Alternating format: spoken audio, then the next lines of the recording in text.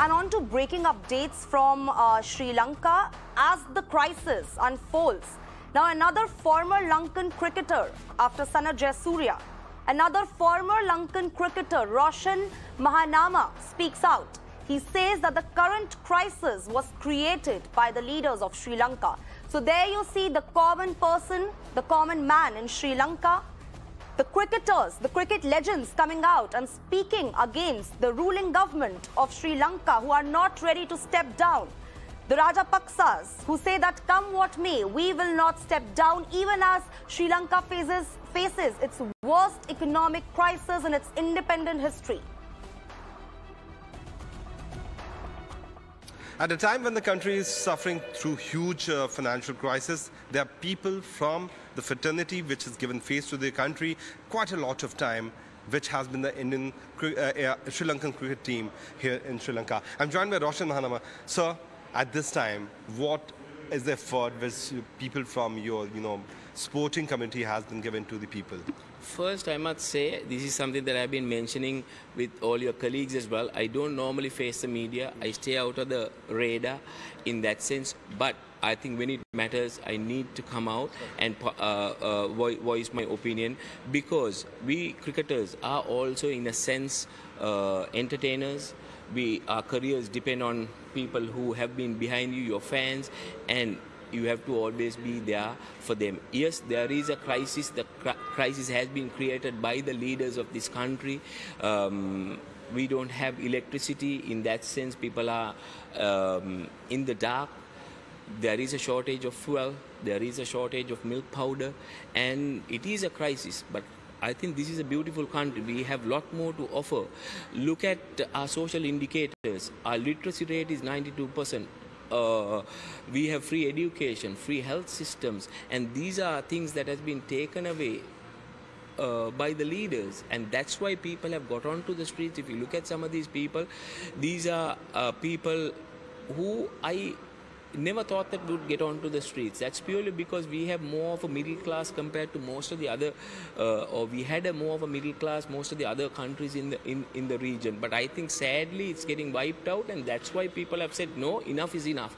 We need to voice our opinion. We've been through difficult situations, insurgencies, riots, war, tsunamis, Easter bombings and so on, but we've bounced back. But this is something that where the leaders again will have to put aside their differences, see what's best for the country, come up with the best solution to get us out of this situation. Your friends back in India have been, very patiently observing. They have been watching our reports. They have been looking at how, you people who have been the stars for them are trying to, bring the economy back.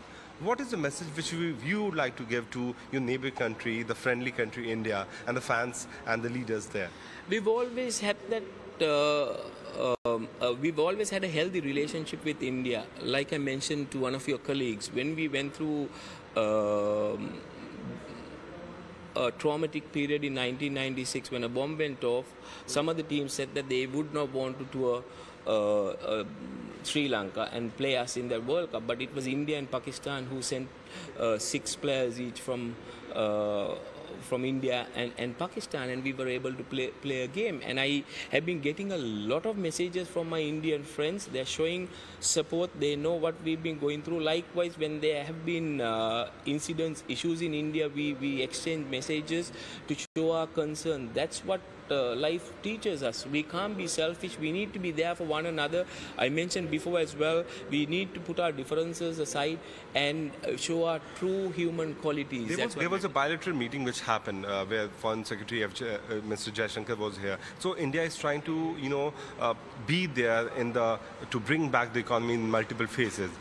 What, as a Sri Lankan, as a true Sri Lankan, would you like to give the message to the leadership back in India, to Prime Minister Modi, who have been also keeping close watch on how to bring back the economy back of Sri Lanka? Like I mentioned before, India, not only the present regime, there have always been support for us from India. I must say that I don't want to focus on a particular regime, but my only request is with most of these countries, because Sri Lanka is strategically located, when you're trying to help, don't expect something in return. Help us to get out of this situation and make sure that each country has its sovereignty, and for them to respect and to function independently. Thank you so much talking to us. I appreciate that you joined us. Roshan and other cricketers have openly come out and voiced their opinion so that people should know what is actually happening and how they are putting their effort to bring back the economy back in track. Certainly, Sri Lanka is certainly a beautiful country, and thanks for talking to us.